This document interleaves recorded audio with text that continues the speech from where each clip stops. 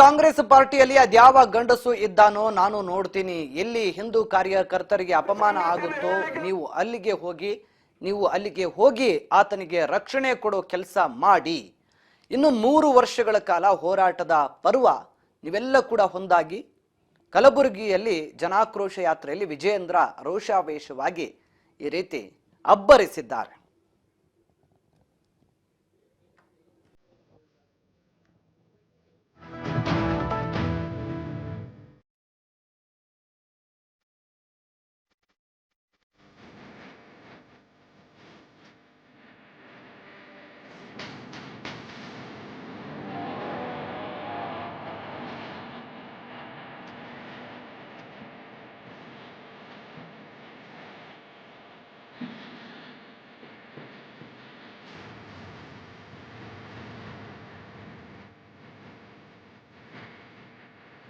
ಕಲಬುರಗಿಯಲ್ಲಿ ನಡೀತಾ ಇರುವಂತಹ ಜನಾಕ್ರೋಶ ಯಾತ್ರೆಯಲ್ಲಿ ಕಾಂಗ್ರೆಸ್ ಪಕ್ಷದ ವಿರುದ್ಧ ವಿಜಯೇಂದ್ರ ವಾಗ್ದಾಳಿಯನ್ನ ಮಾಡಿದ್ದಾರೆ.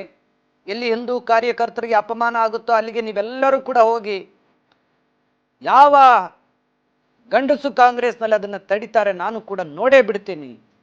3 ವರ್ಷಗಳ ಕಾಲ ಹೋರಾಟದ ಪರ್ವ ನೀವೆಲ್ಲ ಕೂಡ ಹೊಂದಾಗಿ ನಿಮ್ಮ ಜೊತೆಗೆ ನಾನಿದ್ದೀನಿ ಅಂತ ಹೇಳಿ ಇವತ್ತಿನ ಜನಾಕ್ರೋಶ ಯಾತ್ರೆಯಲ್ಲಿ ವಿಜಯೇಂದ್ರ ಅಬ್ಬರಿಸಿದ್ದಾರೆ.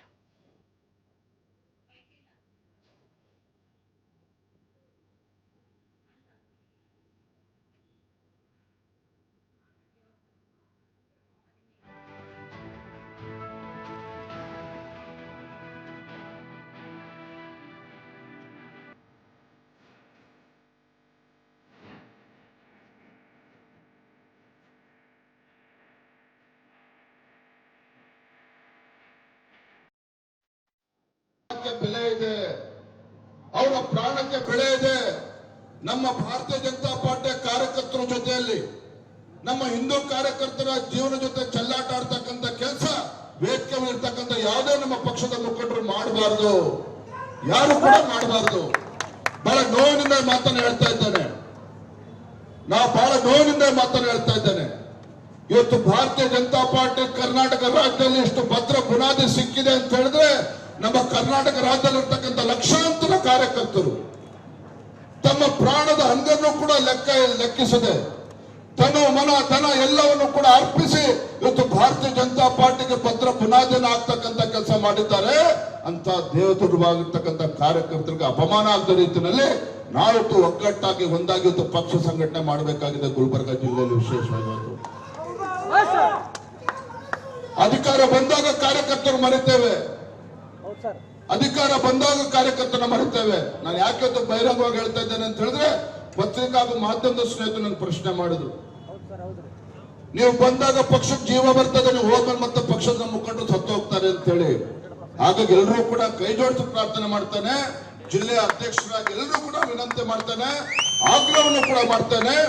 3 ವರ್ಷಗಳ ಕಾಲ ಹೋರಾಟದ ಪರ್ವ, ಹೋರಾಟದ ದಿನಗಳು, ಎಲ್ಲಿ ಕಾರ್ಯಕರ್ತರಿಗೆ ನೋವಾಗ್ತದೆ, ಎಲ್ಲಿ ನಮ್ಮ ಕಾರ್ಯಕರ್ತರಿಗೆ ಅನ್ಯಾಯ ಆಗ್ತದೆ, ಎಲ್ಲಿ ನಮ್ಮ ಹಿಂದೂ ಕಾರ್ಯಕರ್ತರಿಗೆ ಅಪಮಾನ ಆಗ್ತದೆ, ನೀವೆಲ್ಲರೂ ಕೂಡ ಒಗ್ಗಟ್ಟಾಗಿ ಒಂದಾಗಿ ನೀವು ಪ್ರತಿಯೊಬ್ಬರು ಕೂಡ ಹೋಗಿ ಅವರಿಗೆ ರಕ್ಷಣೆ ಕೊಡ್ತಕ್ಕಂಥ ಕೆಲಸ ಮಾಡಿ.